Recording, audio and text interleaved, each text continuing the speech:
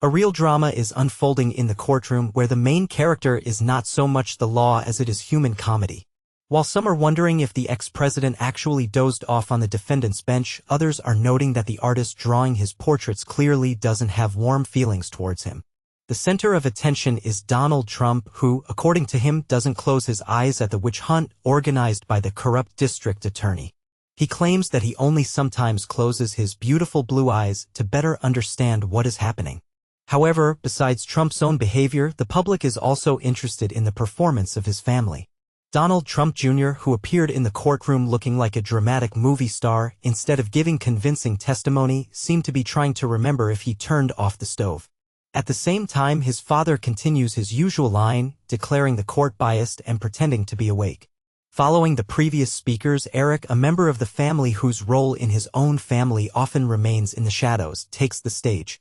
In parallel with this, Donald Trump, not wasting time, is already thinking about his next move, seeking to distance himself from what is happening and denying familiarity with the participants in the process. However, it is important to remember that this is not just a family embarrassment, but a serious case of fraud for $250 million, which entails quite tangible consequences. A tense picture unfolds in the courtroom where every gesture and word matters. Donald Trump Jr. seems shocked by what is happening, as if he has encountered a ghost from the past. It is important to carefully analyze what exactly is happening in the courtroom and what factors influence the course of events. It is noted that Donald Trump Jr. may not possess outstanding intelligence or charisma. While Donald Trump Sr. spent the evening elsewhere, his son testified in the case of financial fraud by their company. Donald Trump Jr.'s expression speaks volumes, making one wonder what is going on in his head at this moment.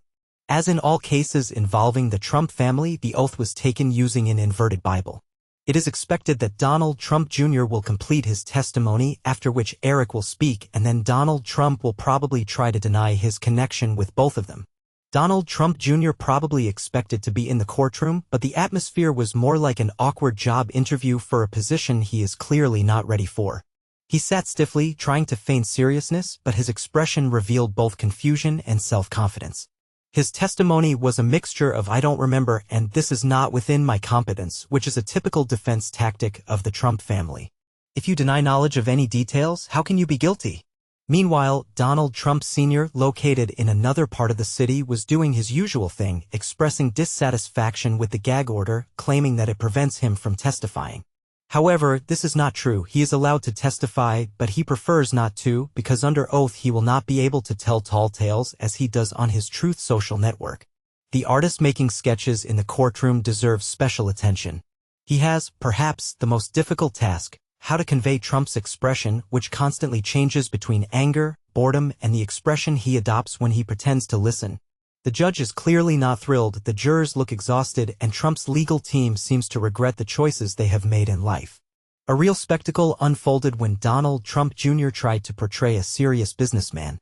It is worth considering this episode in more detail. Trump Jr. obviously believed that he could enter the courtroom, put on the mask of a business expert, and deceive everyone present. However, his hopes were not justified. From the very first words, it became clear that he does not have a deep understanding of the functioning of the family business. His answers consisted of vague shrugs, awkward pauses, and the typical Trump family tactic of shifting blame to others. Unable to restrain himself, he lashed out at the judge on Truth Social, stating that he is the only victim, called for his children to be left alone, and called the judge a disgrace to the legal profession. The situation is escalating, and there are concerns that measures may be taken against Trump Jr. as an adult offender. Donald Trump Sr. was not personally present to support his sons. He previously claimed that he did not take an active part in the company's financial decisions. This statement is surprising, given that just a few years ago he proudly introduced himself as one of the top executives. The question arises, what role did he actually play in the company, leading it or just posing in a suit for Instagram photos? In the courtroom, the defense's arguments fell flat, the judge remained unmoved, and the jurors displayed skepticism. Legal experts noted that the "I don't remember" strategy is only effective up to a certain point, after which it begins to be perceived as an implicit admission of guilt. The defendant's behavior in the courtroom also raised questions. He gave the impression of a child caught red-handed but unwilling to admit his guilt, flashing nervous smiles and fidgeting awkwardly along with a strange tilt of the head, as if trying to listen to his own thoughts. While Donald Trump Jr. was experiencing tense moments in court, his father, Donald Trump, was busy organizing a Halloween celebration. Instead of supporting his son in a difficult moment, he chose to spend time at his Mar-a-Lago estate, surrounded by guests and costumes, enjoying an evening of entertainment. Trump himself chose a costume that was essentially himself, once again confirming his desire to be the center of attention. Meanwhile, Donald Trump Jr. and Eric were forced to cope with the difficulties in the courtroom on their own. The family dynamics become clear when you see how they organize events. It wasn't just a party, but a real Trump-style show, gold decorations, exquisite dishes, and a guest list consisting of loyal supporters ready to agree with his every word. Now we're not just watching the Donald Trump drama unfold in New York, we're becoming a part of it. We're contributing to the official chronicle of the confrontation between the people and Donald Trump, feeling the blow to the gut. Trump urged his supporters in New York to come to the courthouse to support him. However, after large-scale rallies, he was met by only one fan outside the courthouse. Imagine being the only person in New York who came to support Donald Trump. That's exactly how it was. In court, Don Jr. struggled to testify, Eric was next, and their father was nowhere to be seen. Not a word of support, not even a fake show of concern. Instead, he was entertaining guests as if there wasn't a multi-million-dollar fraud trial going on. While attention was focused on the courtroom, Donald Trump seemed to have found another occupation, actively using social media. During the days when the $250 million fraud case was being heard, Trump was spending time with Elon Musk. This alliance sparked a wave of questions and speculation. Musk's regular visits to Mar-a-Lago became a topic of discussion. It remains unclear what exactly the two influential figures are discussing. Perhaps Musk is sharing tips with Trump on how to use Twitter, proposing new business ventures, or simply enjoying the atmosphere and cuisine of the place.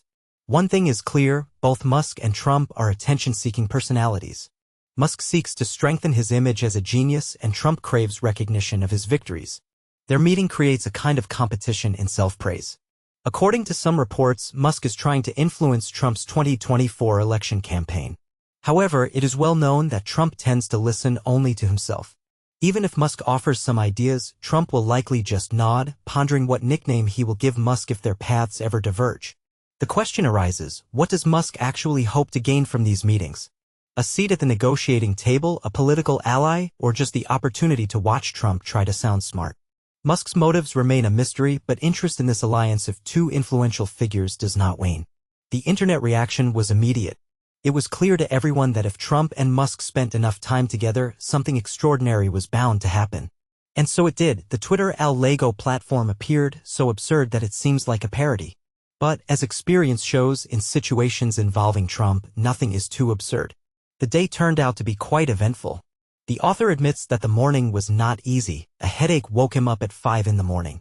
After taking painkillers, he tried to fall asleep again. He usually gets up at 7 in the morning and makes breakfast for everyone, but this time his wife allowed him to stay in bed to wait out the pain.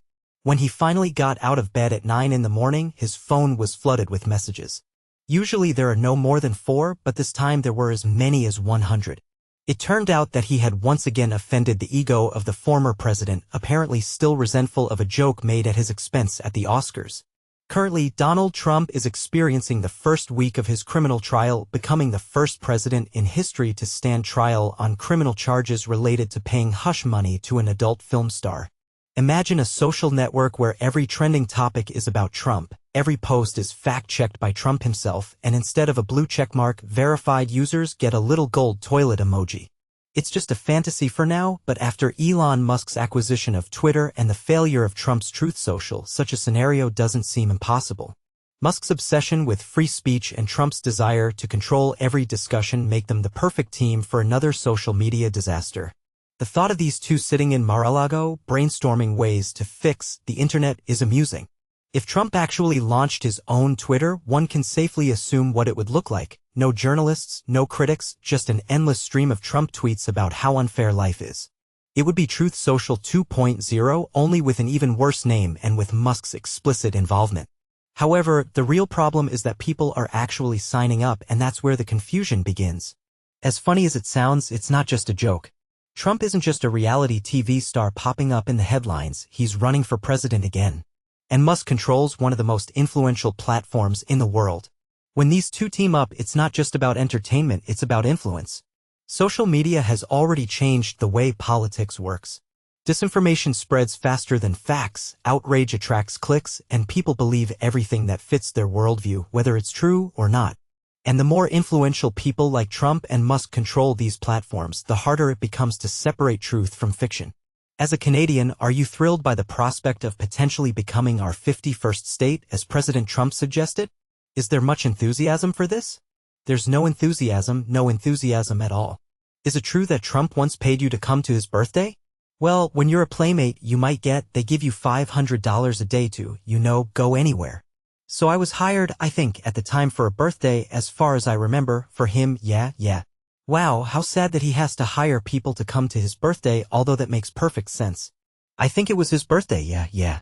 Trump undoubtedly realizes this, which is why he's obsessed with getting his voice back on bigger platforms. The idea of creating Truth Social initially seemed utopian, representing only an echo chamber for like-minded people. At the same time, Twitter has always remained a desirable platform for Donald Trump. Elon Musk, known for his love of chaos, may well bring Trump back to Twitter if he thinks it will increase audience engagement. However, the main danger lies not in fake accounts or another Trump rant, but in the fact that millions of people unconditionally believe his every word. The line between satire and reality is blurring, and if we are not vigilant, the joke may backfire. Court dramas involving Trump, incompetent testimony from Donald Trump Jr., Musk's mysterious visits to Mar-a-Lago, it all resembles an endless reality show. But behind these moments lie questions of power, influence, and how social media shapes public opinion. Musk and Trump may seem like an odd couple, but they share a common goal: control over the information space. They realize the power of holding audience attention, whether through Truth Social, Twitter, or any other new platform. The recent episode with Jimmy Kimmel, when his wife and management begged him not to read messages on Truth Social, fearing he would make a fool of himself, evokes mixed feelings. On the one hand, he is ridiculed, and on the other, he will go down in television history as the worst host of the Oscars. At the same time, it is worth noting his competent use of the word vaunted. However, almost everything else in his statements is not just wrong, but so far from the truth that the question of his adequacy arises. Despite laughing at the absurdity of what is happening, it is necessary to remain vigilant. History teaches us that the loudest voices often drown out